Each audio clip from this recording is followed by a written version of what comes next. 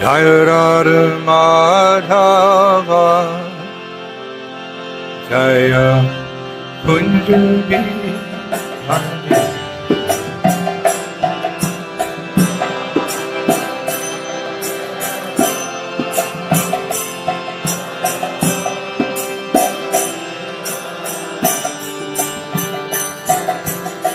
Jaya Radha Madhava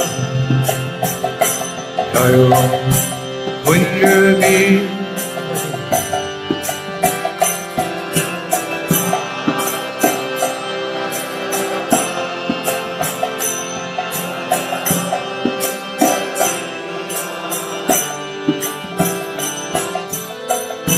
Gopi Janabala Jaya Girivara Jaya Girivara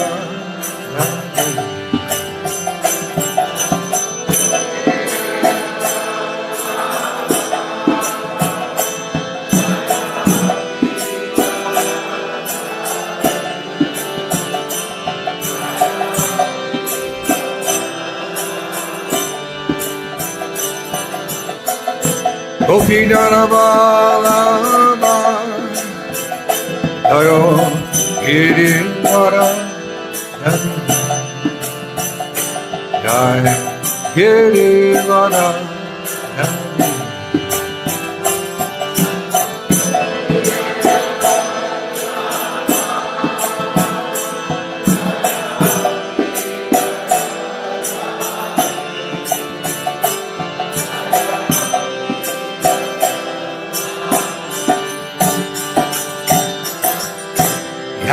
Yasuranandana Jai Rajajanarandana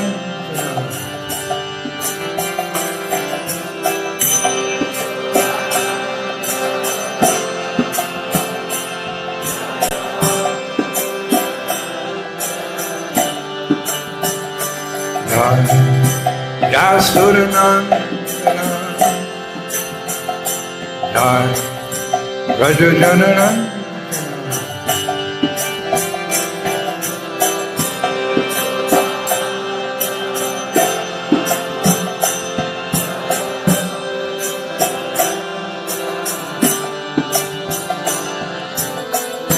Munachira Munachari Jayo Kunja Bihari Jai Kunja Bihari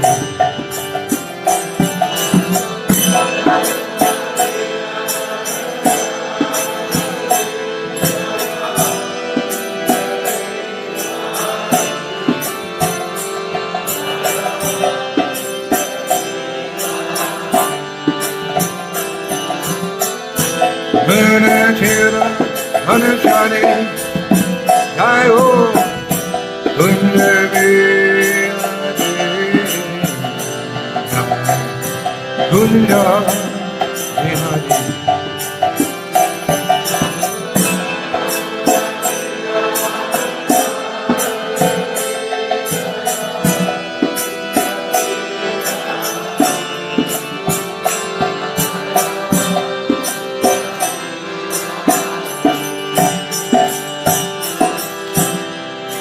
Karmargo Jayo Kunja Bihari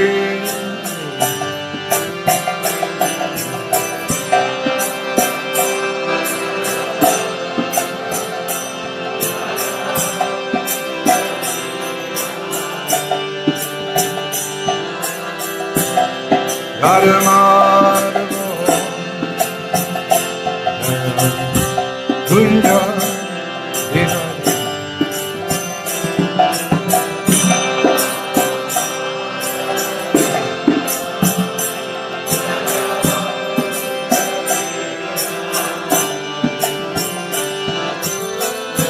Gopi Janabala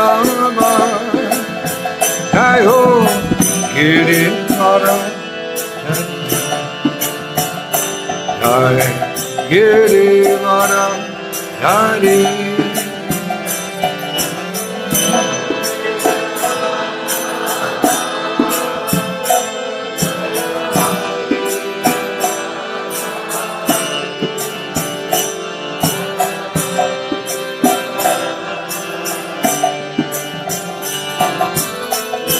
gopīdāna vallabha Jaya Girirvara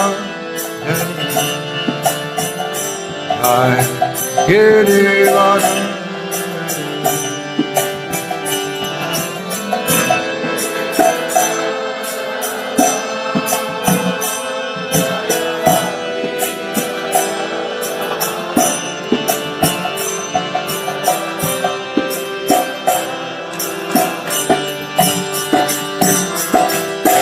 Yasurana Jaya Rajajana Oh Yasurana Jaya Rajajana Yasurana Jaya Rajajana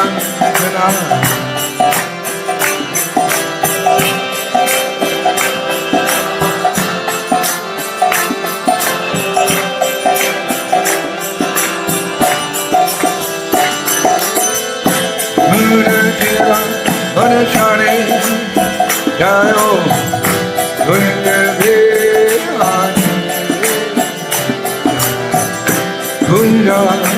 Vihati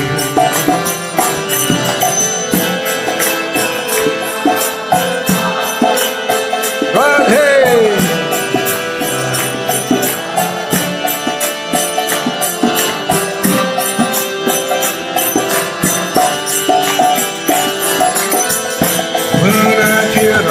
Manachari Jayo Kunja Vihati Jai Kunja Vihati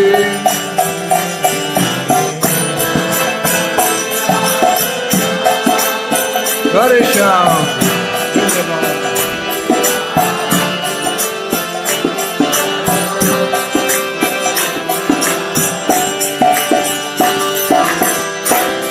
Paramāno Jaya Kunja Vihati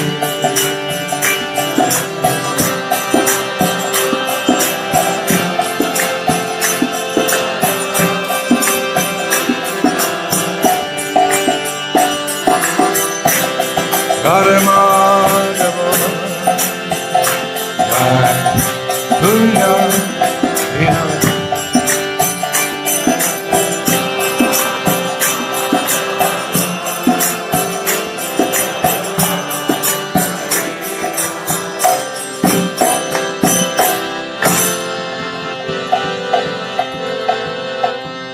Shri Shri Gauranitai ki, Shri Krishna Balaram ki, Shri Shri Radha Shama Sundar ki, Shri Baba Bada ki, Go Premanandi.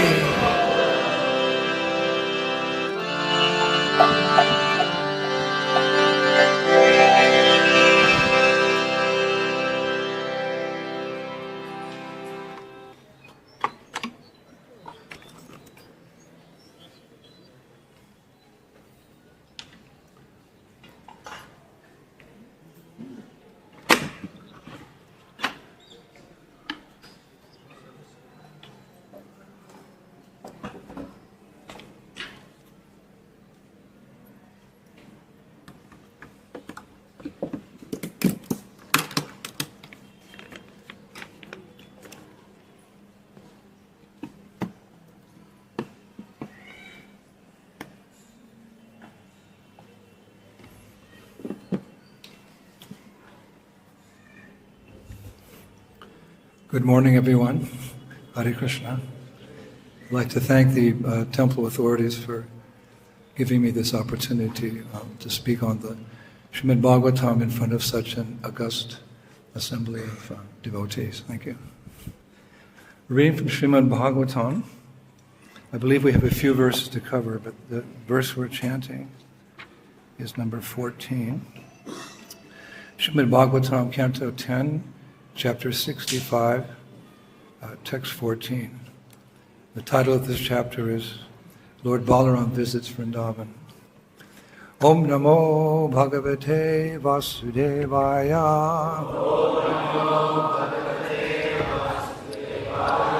Om Namo Bhagavate Vasudevaya.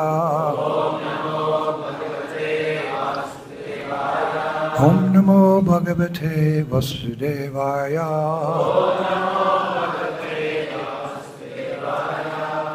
So because we have a few verses, I'll just quickly chant the verses and go through the verses in the purports.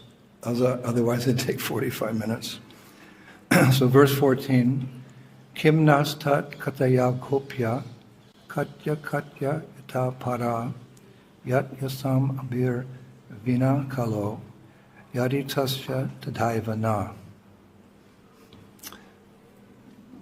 We'll go to verse 11 and then we'll arrive at 14. So verse 11, gopis are speaking to Balaram. For Krishna's sake, O descendant of Dashahara, we abandon our mothers, fathers, brothers, husbands, children, and sisters, even though these family relations are difficult to give up.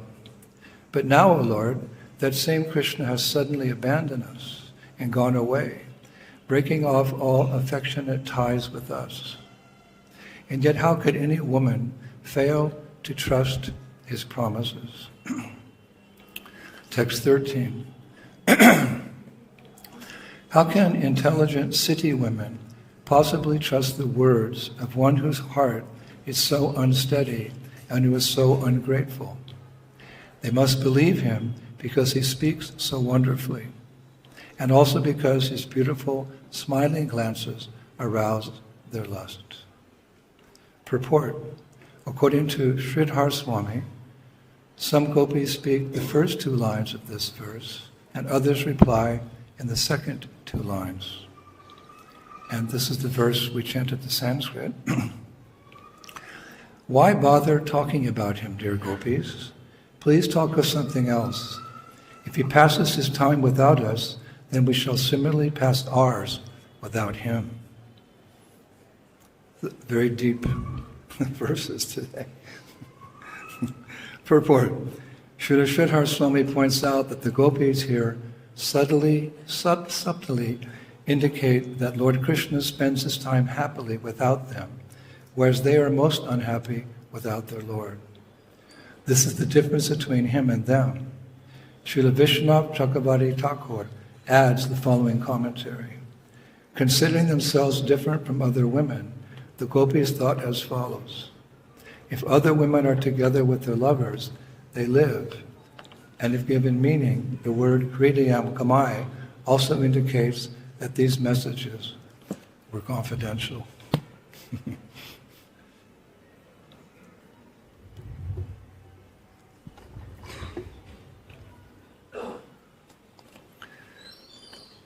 Oma gyanasmadandasya ganangana shalakaya chaksunimiritam jena tasmai si gurave namaha. Sri Chaitanya Manobhishtam Shtapitam Jena Bhutale Shvayam Rupa Kadamayam Dadamti Sla Padantikam. Jai Shri Krishna Chaitanya Prabhu Nityananda Syadaita Gadadhar Shivasari Bhava Vrindam. Hare Krishna, Hare Krishna, Krishna Krishna, Hare Hare Rama.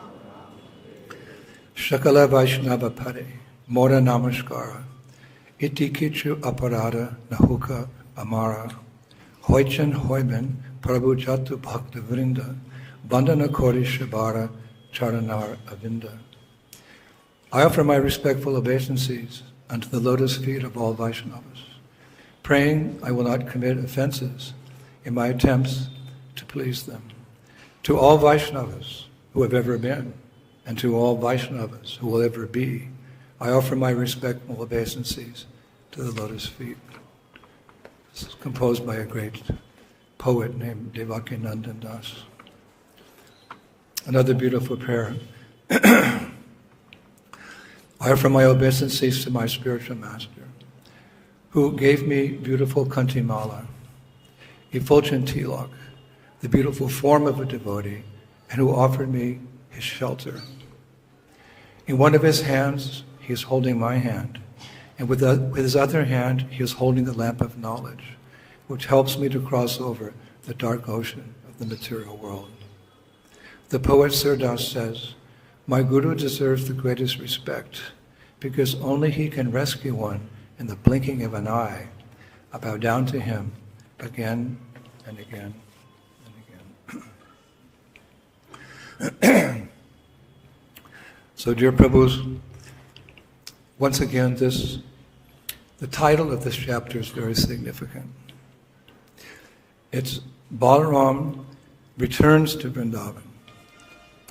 We gave class a couple of days ago, and we mentioned how both Krishna and Balaram left for Mathura on the invitation of Kamsa on a Kṛṣṇa's chariot. And from there, they went on to Dwarka. Krishna established the city of Dwarka to protect the Yadu dynasty, and one of his purposes, of course, was to defeat the asuras who were harassing the devotees. So Krishna didn't go back to Vrindavan immediately. He felt he had to protect his devotees in both Vrindavan, Mathura, and Dwarka from the asuras. And there were many great battles with Jarasandha. We mentioned another subtle reason why Krishna didn't go back to Vrindavan, and that was that he wanted to increase his devotees' love for him, because there's that principle, separation makes the heart grow fonder. It's an essential theme in our whole process of Krishna consciousness, and we will touch on it today, although I have no qualification to discuss this matter, but I'm sitting here today, and that's the nature of the verse. Versus the gopis are feeling so much separation from Krishna. So Krishna lived in Dwarka for 96 years. 96 years. And during that time, the residents of Vrindavan, and we have to say especially the cowherd girls, the gopis, because I was reading recently, or listening recently to Prabhupada, and he was speaking about the flavor of different devotee services. There's different types of devotees with different moods of serving Krishna. It was a short class, and Prabhupada got to one point and he said, but the gopis, they never asked anything from Krishna. They just wanted to serve Krishna.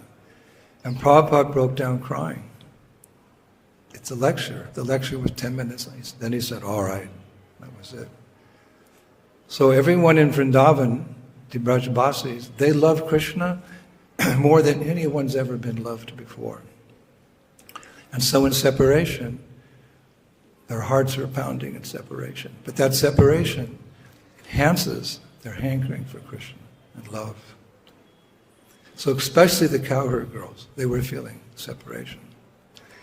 We, as aspiring devotees, can hardly understand the separation that the residents in Vrindavan felt when Krishna left. Logically, as much as you're attached to something, to that degree you feel separation from that item when you lose it, isn't it? If you lose your pencil, it hurts a little bit. But if someone steals your car, it's very painful. So how attached were the Braja gopis to Krishna? Again, they love Krishna more than anyone has ever been loved before. So therefore, their pangs of separation are impossible to understand, except for what? The most advanced devotees. I remember one time sitting in front of Prabhupada, just like this young man is sitting here. Prabhupada had come to Paris. His previous visit, he'd installed beautiful Radha Parasishwara. He gave the Radha Krishna deities the name Radha Parasishwara. And at that ceremony, at one point Prabhupada was standing in front of Parasishwara with his hands folded and praying to him. I was standing right next to him, I could see. So a month later, Prabhupada got a photograph of that moment, and he remarked, oh, see, Krishna's looking at me, and I am looking at Krishna. It was so sweet. So the next visit Prabhupada came, he sat down on the Vyasasana after greeting the deities, and he started singing Jaya Radha Madhava. Jaya Radha Madhava, Kunja Bihari, Gopi Dana Balabha. And at that point, Prabhupada started shaking. His kartals dropped. And I turned to the temple president. I was a new devotee, still a new devotee. And I said, Prabhupada's having a stroke. He said, no. Prabhupada's feeling ecstasy. He's feeling the mood of the separation from Kṛṣṇa. And I watched as Prabhupada, the tears, they didn't go like this, they came out of his eyes like that. They were jetting, and he was trembling. And we were completely silent. We didn't know what we were supposed to do or not do, but I was sitting there thinking, here I am seeing a resident of Vrindavan, Nitya Siddha, eternal resident of Vrindavan, displaying deep affection for the Lord. And it happens rarely, just like Jesus said, sometimes my cup runneth over with love. So generally the pure devotees don't show their deeper sentiments because they don't want the public to follow them for that reason. They want the public to follow them for the knowledge that they're giving, which takes us out of material life into spiritual life. So Prabhupada came too like that. He said, Hare Krishna, that's all. Went upstairs. Someone said, that's all. I said, that's enough, Prabhu. It was wonderful. So, this mood of separation, we discuss it from time to time because it's in our scriptures where we must discuss it. But really it's only understood by very advanced devotees. But we can get a glimpse. We got a glimpse that day. But all of us can get a glimpse of that mood from the words of Madhavinda Puri. You know Madhavinda Puri, he appeared before Chaitanya Mahaprabhu and he introduced this mood of Braj Bhakti. Because previously, through the eons of time, people worshipped Krishna, Narayan, they worshipped God in the mood of Aishwarya Bhav. It means the mood of awe and reverence. That mood must be there first before one goes deeper into Krishna consciousness. That's why we study the first 9 cantos of Srimad Bhagavatam before we get to the 10th canto, where Krishna is engaging more intimately with his devotees. We can still understand he's God, but he's very kindly allowing himself to be approached in a very intimate way. So it's a science. So Madhavinda Puri was the one who introduced this idea of the mood of the Brajavasis.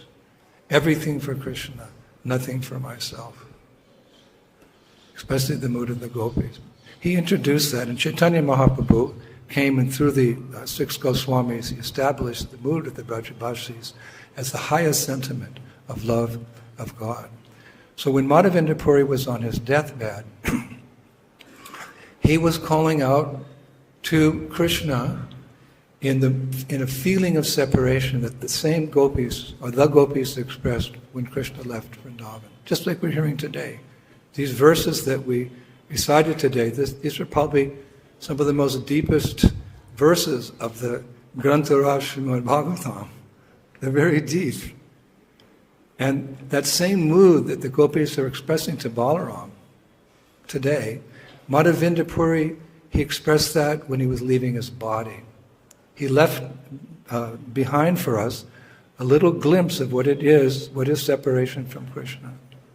A very famous verse. He called out, Ayi dina dayadra nata he, mathura nata kara voloksha yase, hridayam tvad aloka ka taram, daita yāty kim korom yaham. O my Lord, O most merciful Master, O Master of Mathura, when shall I see you again? Because of my not seeing you, my agitated heart has become unsteady. O most beloved, what shall I do now? This is the mood of it. The most advanced devotee of the Lord, the Brajbasi, feeling separation from Krishna. I first heard this verse in a Bhagavatam class. The 3rd day I joined the movement. I didn't understand it, But that afternoon we went on Harinam, and the Sankirtan leader, he sang this verse on Harinam. I said, wasn't this very deep? He said, yes, but as part of our philosophy, the people have to hear. I said, okay. We were chanting Hare Krishna. So then he started singing the verse on the streets of Detroit.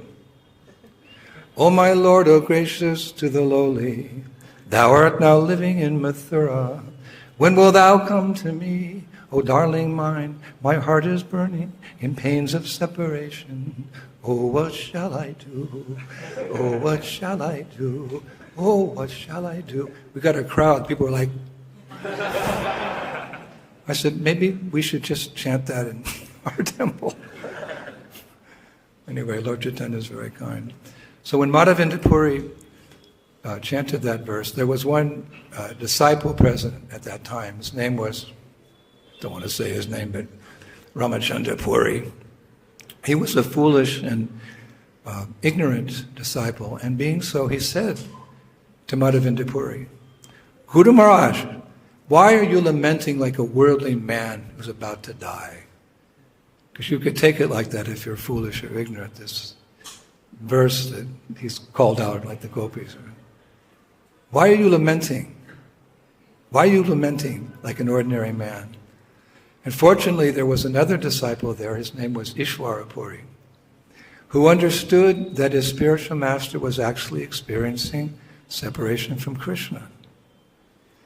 And because of that understanding and the service that he rendered, Ishvara Puri, to Madhavinda Puri, he would even clean up his stool and urine because he's dying and the body is falling apart. He did this menial service and had so much faith. Because of that, he was empowered later to become the very spiritual master of Sri Chaitanya Mahaprabhu. So of course, this matter of separation, it's called Vipralamba Bhav. It's a very elevated subject matter, but even as Neo-Site devotees, we're being trained one day, hopefully, to experience this mood. It's not forbidden for us to discuss it because it's our goal.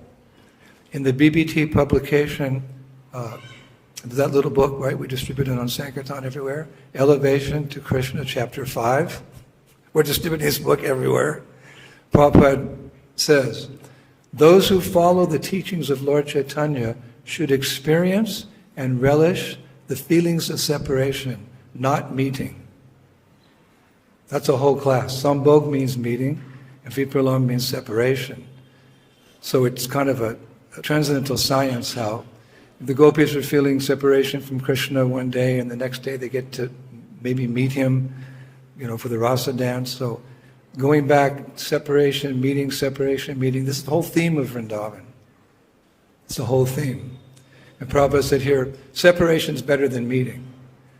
In the book, Elevation to Krishna, Chapter 5, which we distribute every day in Paris and London and Sydney and Moscow, Prabhupada wanted us to know. Therefore, we're discussing the subject matter today, by His grace. I remember when Prabhupada came to New Mayapur, I think it was 1974, we just established that community, like a farming community, at a big chateau, and Prabhupada came and was very pleased that we purchased this huge property. We were 300 devotees, 100 kids in the Gurukul, lots of families. We were the best book distributors in Europe. Prabhupada came. He said to us on his arrival, if we had 5 properties like this in Europe, we'd take over the whole continent.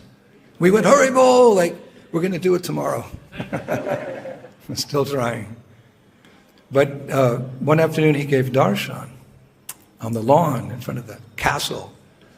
And I didn't want to sit too close because I had this mood of awe and reverence. I didn't want to get too close to Prabhupada. I just sit a little distance away. So he spoke how the devotee sees Krishna everywhere. He was speaking from the 10th chapter, Opulence of the Absolute. So there's indications how one can see Krishna in nature. Anything wonderful is indication of the glory of God. So he said a devotee who's trained, he'll see Krishna everywhere. That was the theme of the darshan. And at the end, he said, "Are there any questions?" So, every disciple wants the guru to notice him or her, right? So I'm thinking, well, if I ask a question, Prabhupada he'll know that I exist. And maybe he'll look at me and I'll get some mercy. So I raised my hand.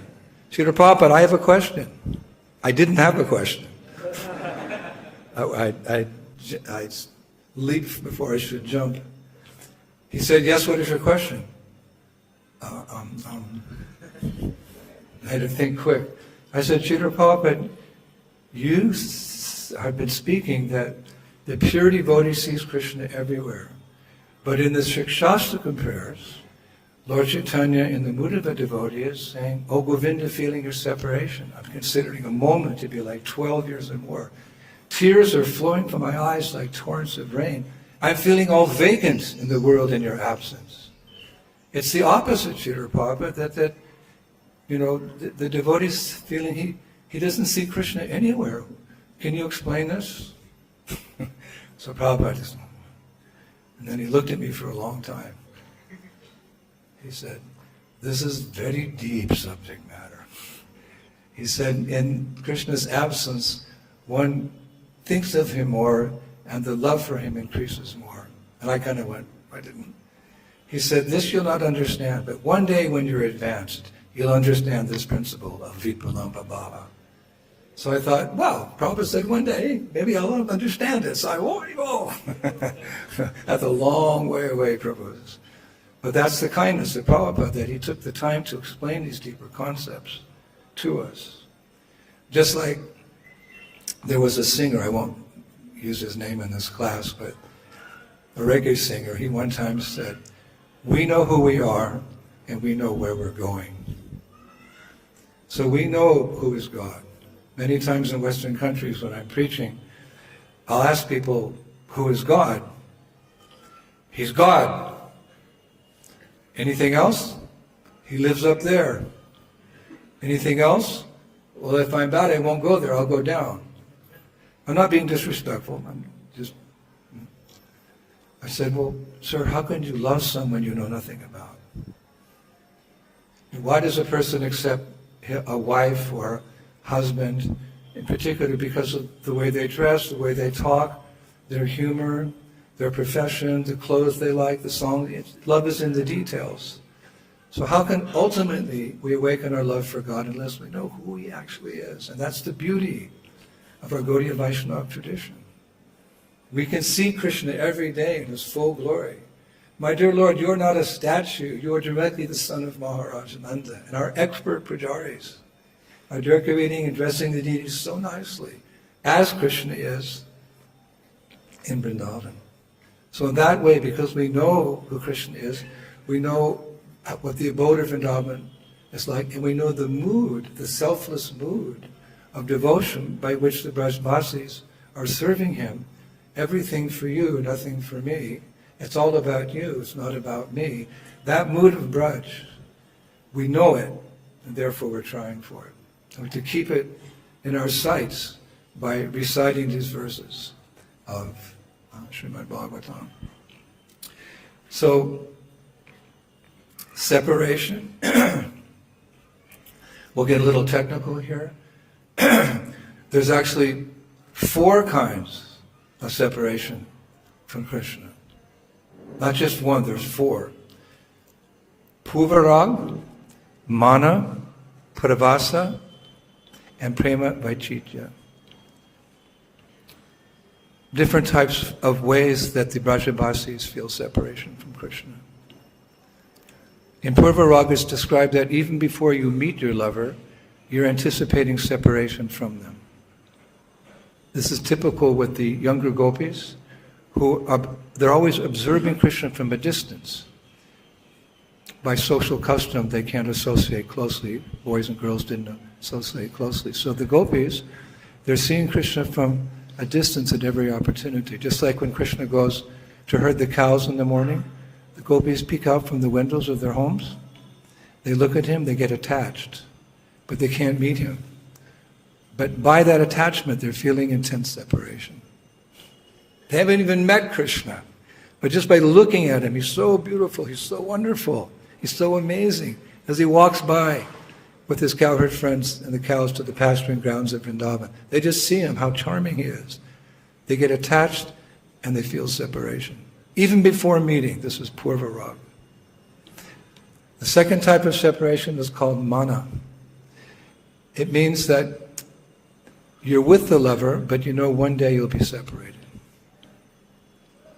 The gopis will be with Krishna sometimes. They're in the evenings, they're with Krishna. There's the rasa dance, but they know that separation is going to come. That's called mana. It's intolerable. You don't want that day to come, but that's life. There's that saying, tomorrow always comes too soon. Isn't it? Tomorrow always comes too soon. So the Rasa Leela dance, it lasts one night of Brahma. What's that? Millions and millions and millions of years. But gopis are thinking, we're going to be separated. And it causes some pain. That's called mana. And the third type of separation is called pravasa. It means when you're actually separated from your lover, meaning Krishna, of course. For example, when Krishna left Vrindavan and went to Mathura, the residents of Vrindavan is described by the Goswamis, they were drowned in pravasa. He left when he didn't come back. And again, this particular sentiment, this pravasa, that's the verse, O Govinda, feeling your separation. I'm considering a moment to be like 12 years or more. Tears are flowing from my eyes like torrents of rain. I'm feeling all vacant in the world in your absence. So that's pravasa. And then the fourth type of separation, it's extremely deep and esoteric. It's called prema vaichitya. We won't go into detail, but prema vaichitya means you're feeling separation, although your lover is right next to you. There's a famous pastime of Radha and Krishna, which maybe we can tell another time. Prema vaichitya, that you're with your lover, but you don't know you're with your lover because you're thinking of your lover and you're in separation. So prema vaichitya, you're crying in separation when you're with Krishna or Krishna's with Radha. Anyway, 4 types of separation. So the other day, a devotee said to me, I just don't understand. I'm spending my whole life trying to reconnect with Krishna only to eventually be separated from him? Well, what is this? You know, we started off, 10, 20, 30, some devotees 50 years ago. It's all about reconnection. Connection's always there, of course. But we've forgotten Krishna, but he never forgets us even for a moment. So we're reconnecting. Actually, the word religion comes from the Latin verb regilio, which means to connect. And the word yoga has the same meaning. It also means to connect with Bhagavan, with Krishna. So to connect. So after finally making that connection, the devotee said, I'm going to be separated the rest of my life for eternity. So I had to think how to explain it. And sometimes eloquence is truth spoken concisely. So I explained by quoting a short phrase, verse, from she who experiences the greatest separation from Krishna, Vrindavaneshwari, Srimati Radharani. In verse 240 of his Padyavali, Śrīla Rupa Goswami Prabhupada quotes her in the sentiment that she's feeling when she's separated from Krishna. Is it really so bad as that Prabhu was thinking, I'm going to connect and be separated? Well, if we want to know what is separation, we can learn from that person who feels the most intense separation. And Rupa Goswami quotes her, verse 240 of Padyavali, Sangama vihara vikalpye, varam iho viharo, na sangamam tasya ekasa eva sange, turibhuvamam apitan mayam virahe. These words are from the lotus mouth of Srimati Radharani. Separation from Krishna is better than meeting him. For when I meet him, there's only one Krishna. But when I'm separated from him, the 3 worlds become filled with Krishna. So how to understand, like when you're with a person, there's a one-on-one conversation, you're talking about something particular, or you're meditating on something about that person, their eyes or their clothes. But when you're separated from someone, even in this world, right? You're separated, let's say your wife, your husband go away on a business trip. In a flash, you're thinking about so many things about them. How they walk, how they talk, how you used to prepare dinner for them, what that walk you went last Sunday. So many things are flooding your mind in a moment of time because of that lodium, that greed. So this is Radharani's mood. Separation from Krishna is better than meeting him. For when I meet him, there's only one Krishna. But when I'm separated from him, the three worlds become filled with Krishna. And that same mood of separation, it's like a deep understanding, but it's there in our Shastras. That same mood is expressed by Krishna. In Vishwanath Chakravartī Thakur's commentary to Ujjvala Nilamani, chapter 15, verse 3, his commentary is called Ananta Chandurika. There we hear Krishna say, Sangama vihara vikalpe varam iha viraha na. If I had to choose between union and separation, I would prefer separation from my beloved. Because in union, I see her only in one place. Whereas in separation, my entire universe is filled with her. It's practically the same statement, just a few words difference.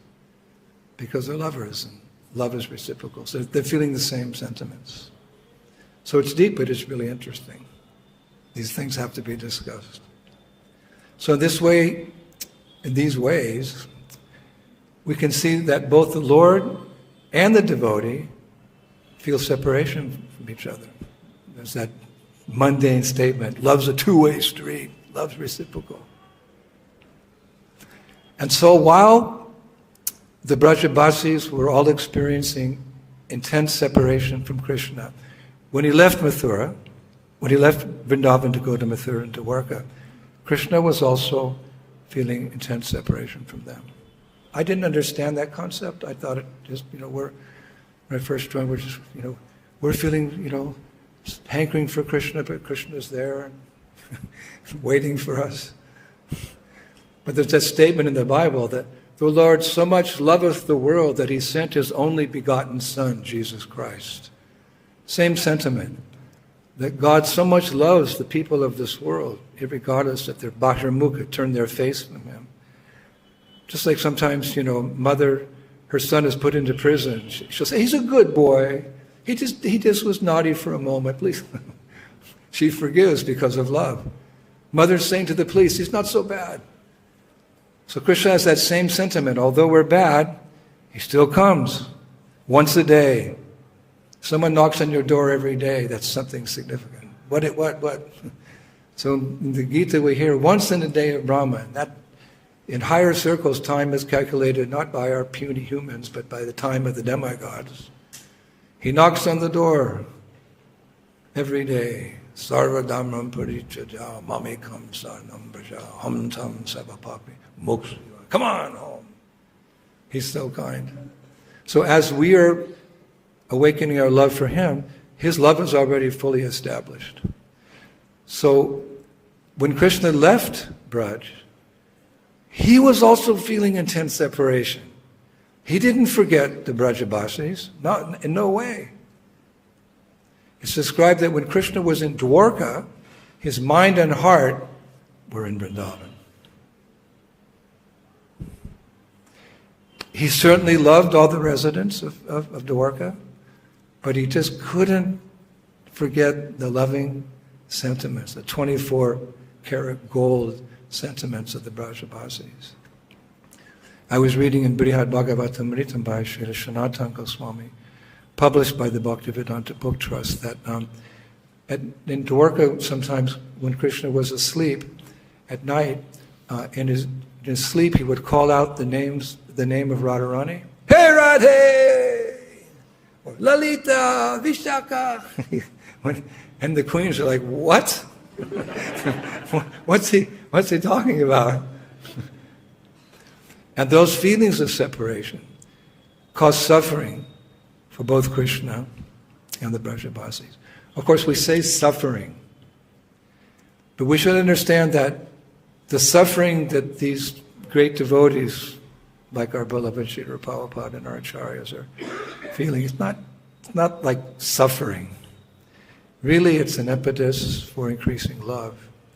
For in that same Brihad Bhagavatamritam, Krishna makes this very clear to Narada while in Dwarka. This is really an important verse. Let's listen carefully.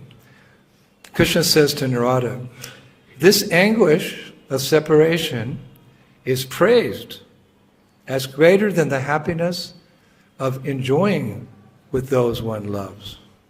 Separation is so pleasing to the mind that it cannot be described. It always transforms at last into an abundance of pleasure. Only experts in tasting these moods can understand how this happens." There you go. When you see the pure devotee crying, oh, it's so sad. No. This anguish of separation is praised as greater than the happiness of enjoying those one loves. Separation is so pleasing to the mind that it cannot be described. It always transforms at last into an abundance of pleasure. Only experts in tasting these moods can understand how this happens. So we worship that Vipralambha Bhav of our great acharyas and the devotees of Vrindavan. Now, part of Krishna's frustration when he was in Dwarka was he couldn't explain that love to the residents of Dwarka because their love is mixed a little with Aishvarya Bhav, because Krishna's king. Long live the king! Vive le roi! En français. They worship Krishna in that mood, that God is great, and we are very small. But there's also some love is mixed in. The love increases in Mathura, but is perfected in Vrindavan. Perfect, more perfect, and most perfect. Jiva Goswami gives that analogy. Dwarka is perfect because of the nature of the love of the Dwarkavasis. But Mathura is more perfect because it's more pure. Vrindavan is most perfect. And where are we situated?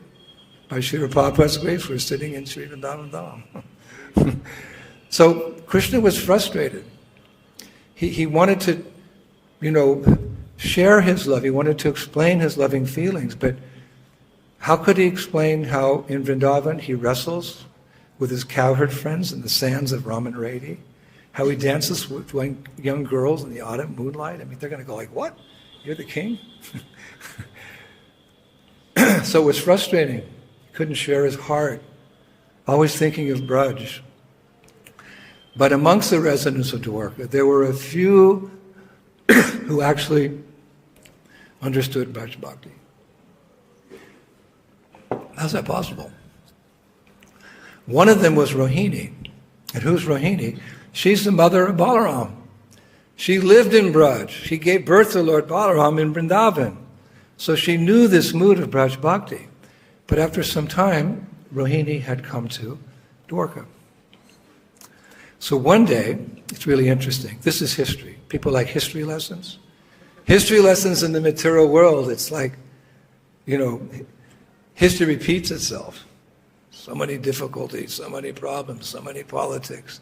But history in Krishna consciousness is very beautiful about Krishna consciousness. So this is the history lessons that we study. One day Krishna approached Rohini and said he was actually thinking of going back to Vrindavan. Sanatana Goswami describes this in Brihad Bhagavatam. I'm going to leave Dwarka. I'm going back to Braj. What do you think? She said, well, we better think about it.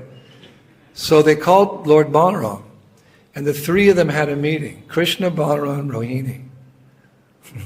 And at that meeting, Krishna asked Rohini if she thought that the three of them should go. He said, Mother, what do you think? Should we go to Vrindavan secretly without telling Vasudeva and Devaki? Who are Vasudeva and Devaki? Devaki gave birth to Krishna in the jailhouse of Kamsa, not far from here. They were the original parents, but Krishna was transferred to Gokul, as you know, to Yasodananda Maharaj. So finally, Vasudeva and Devaki, they missed all the childhood pastimes of Krishna, which are so sweet. We're going to celebrate for 1 month the Damodar Leela, Damodar Ashtakam. We're going to sing it every evening here for 1 month, Krishna's childhood pastimes. They're so beautiful. They missed them. So they moved, when Krishna went to Dwarka, Vasudeva and Devaki, they went to Dwarka also to see their son. So Krishna said, do you think we should go to Vrindavan without telling them? So Rohini replied, Krishna, Vasudeva and Devaki suffered so much on your behalf, you should be very careful not to disobey them or cause them any pain. You can't leave. So Krishna said, what should I do? Maybe I'll send a representative. That was plan B. I remember we were in France, and Prabhupada was sick in London. He was supposed to come visit us in France. So Prabhupada said, I'm too ill, I'll send my representative, some sannyasi. Okay. Wasn't exactly the same, but it was actually very nice when that sannyasi came. So Krishna can't come, so he's thinking, who can I send as my representative? If you've got an important mission, something that's very dear to your heart, you pick your best man.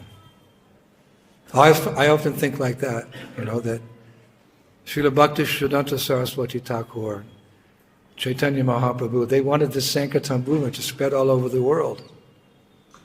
They chose their best man, Śrīla Prabhupada.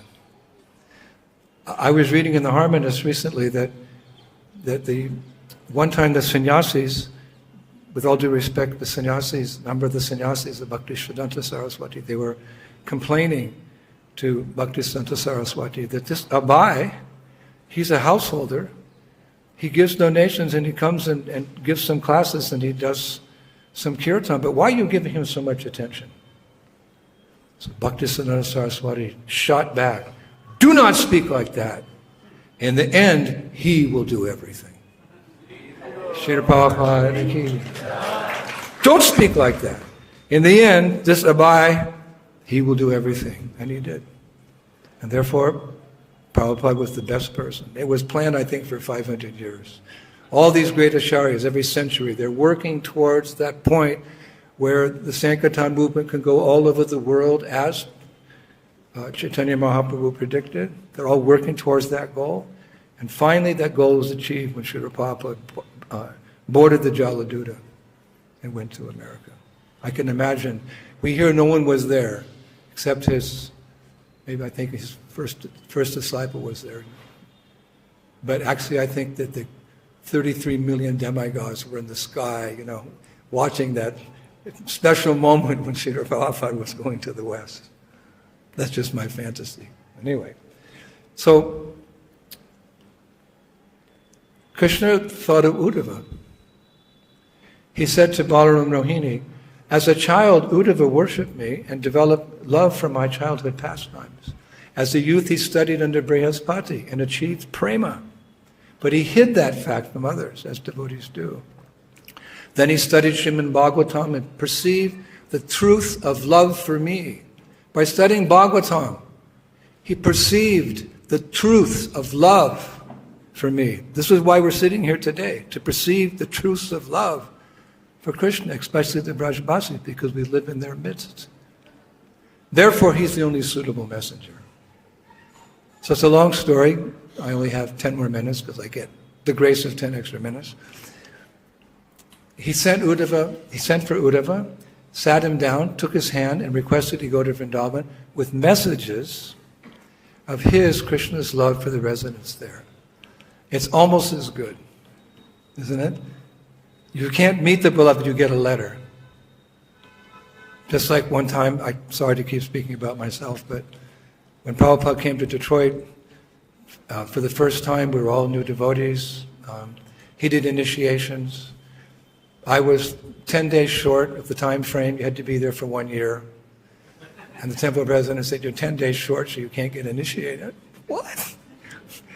So I was so sad. And when Prabhupada was leaving, I ran upstairs to my room, and I'd given all my money to the temple. I was saving $10 for emergencies. So I took that $10, put it in an envelope, and wrote a letter to Śrīla Prabhupada. Please accept this gift for your newfound her a company you're going to print books with or something. And thank you for coming. I didn't get initiated, but I hope one day I can. And I'm feeling so much separation from you. I wrote like that. So much separation. I'll be feeling so much separation. I signed it. I ran downstairs, and Prabhupada was getting in the car. It was maybe, 30, 40 meters away. I said, "Srila Prabhupada, wait!" Like, all the devotees turned around. "Who's this person?" "I have a letter for you." So Prabhupada said, "Come." So I ran, and Prabhupada was standing in the car, and I said, "This is from me to you." He said, "What is your name?" "Dr. Brian." Put it in his pocket. 2 weeks later, a letter arrived in the temple. And in those days, Prabhupada disciples, they'll tell you that when a letter came from Prabhupada, at least in our temple, the devotee who received that letter had to stand and in just a gosti and read it out loud. Sometimes that was good, sometimes it was awkward. Because the spiritual master blesses, he also has to chastise. So I had to read my letter. "My dear Bhakta Brian, please accept my blessings. I want to thank you very much for your letter and your kind donation of $10 towards my newly created book fund.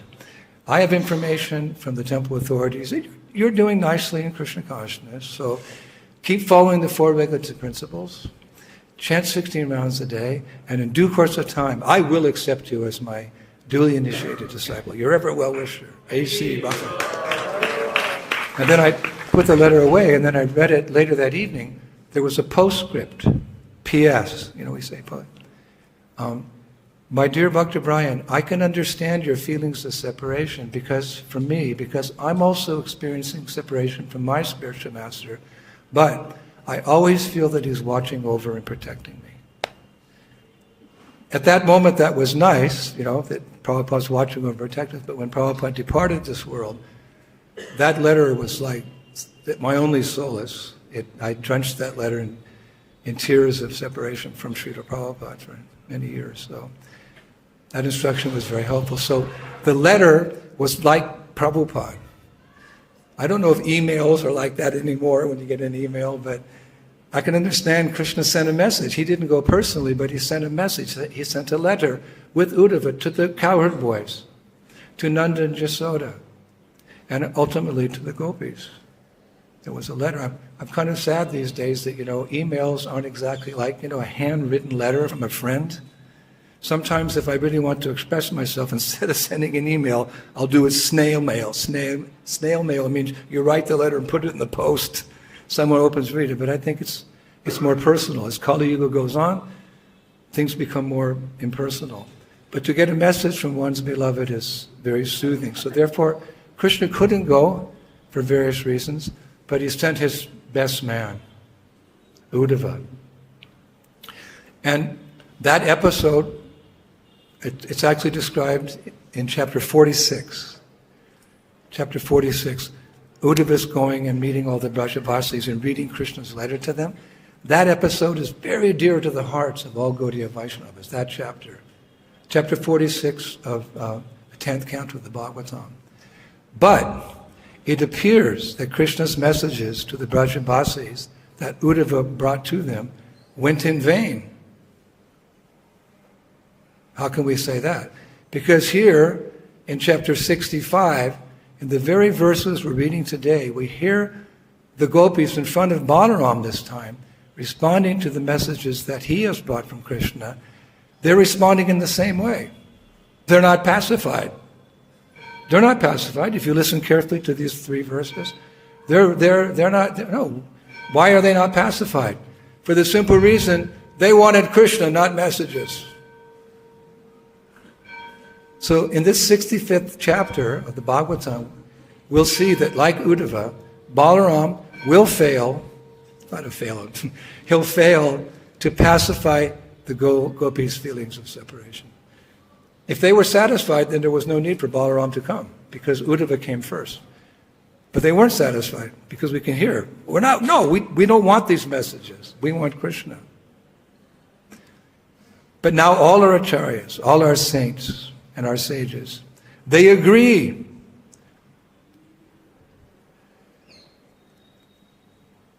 He's not going to pacify them. Why should he? Because the gopis and all the residents of Vrindavan are experiencing the deepest love for Krishna in that mood of separation. Just like Krishna prefers to be separated, we heard that, it's very subtle. They don't mind in the long run because there's nothing higher than the separation, which brings forth the strongest feelings of love for Krishna. Yes, they do reveal their anguish in separation. That's clear in the 52nd verse of that 47th chapter, the 10th canto. It's a verse that also pulls the heartstrings even of aspiring devotees like you and me. This is how the gopis are expressing their anguish. It's one of my favorite verses. Hey Nata, hey Ramanata, Braja Nat Arti Nashana, Magnam Udara Govinda, Gokulam Viriji Na Navad. O Master of the goddess of fortune, O Master of Braj, O Destroyer of all suffering, Govinda, please lift your Gokul out of the ocean of distress to which it is drowning. But as we've discussed, such anguish brings forth a mood of complete dependence on the Lord and a type of selfless love that's not seen anywhere in these 14 worlds, even in Vaikuntha, only in Goloka Vrindavan. And that love was appreciated by Uddhava. He saw it firsthand, even before Balaram arrived in Vrindavan.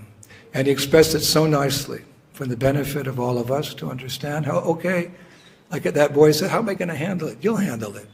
Because Uddhava, he said the following: among all persons on earth, these cowherd women alone have actually perfected their embodied lives, for they have achieved the perfection of unalloyed love for Govinda. Their pure love is hankered after by those who fear material existence, by great sages, and by ourselves as well. For one who has tasted the narrations of the infinite Lord, what is the use of taking birth as a high-class Brahman, or even as Lord Brahma himself? The gopis of Vrindavan have given up their association of their husbands, sons, and other family members who are very difficult to give up. And they have forsaken the path of chastity to take shelter of the lotus feet of Mukunda Krishna, which one should search for by Vedic knowledge. Oh, let me be fortunate enough to become one of the bushes, creepers, or herbs in Vrindavan, because the gopis trample them and bless them with the dust of their lotus feet. So in conclusion, we can conclude that Balaram's visit to Vrindavan, that we're studying for the next few weeks, in no way will pacify the Brajabasis, and the gopis in particular. But rather, on the high note, because you always want to finish on a high note, it will serve to increase their ever-increasing love for Krishna. This is the science of separation. Actually, it's nicely outlined by Srila Prabhupada in the very beginning of our movement. Like in Nectar Devotion, these things are discussed, or Krishna book. He wanted us to discuss these matters, as we did today, under his excellent guidance. For in chapter 46 of Krishna book, he writes, those in the most exalted position of devotional service and ecstasy can live with Krishna always by remembering his pastimes. Śrīla Viśvanātha Cakravartī Thakur has given us a transcendental literary work entitled Krishna Bhavanamrita, which is full with Krishna's pastimes. Exalted devotees can remain absorbed in Krishna by reading such books. Any book of Krishna Lila, even this book, Krishna book, Srila Prabhupada's Krishna book, Key, which is a summary study of the 10th canto of Bhagavatam, or our teachings of Lord Chaitanya, will actually be a solace for devotees who eventually feel separation from Krishna. Prabhupada gave us everything. Everything, because here he said, this Krishna book, talk about all the other books, that's fine. Krishna book, he said, it'll give you solace when you reach the stage of Vipralambha Bhav. Prabhupada left everything behind for us. So when, oh when will that day be ours that we'll get to that stage? But that's why we've come here, all of us, isn't it, to Vrindavan, for the simple reason of reconnecting with Gaur-Nitai, with Krishna Balaram, with Radhasham Sundar. That's why we're here. We should never forget it. In closing, Hayagriva, our dear godbrother who joined Prabhupada a long time ago, he quotes Srila Prabhupada in his book, Vrindavan Days, 47. I'll leave you with this verse, just to know you're at the right place at the right time doing the right thing, and stay through Kartik. Here's what Prabhupada said one day. Yes, that effect of living in Vrindavan and being so close to Krishna cannot be underestimated. At every turn, you're reminded of Krishna here in Vrindavan, and your spiritual strength increases due to that contact. Shri Brajabhumi Shri Vrindavan Dhama ki, Srila Prabhupada ki, all the Brajbasis ki, Gaur-Nitai ki, Krishna Balaram ki, Shishivara Shama Sundar ki, Thai Gopimanandi, Jai Jai Sri Radhe Shyam. Hare Krishna. Thank you.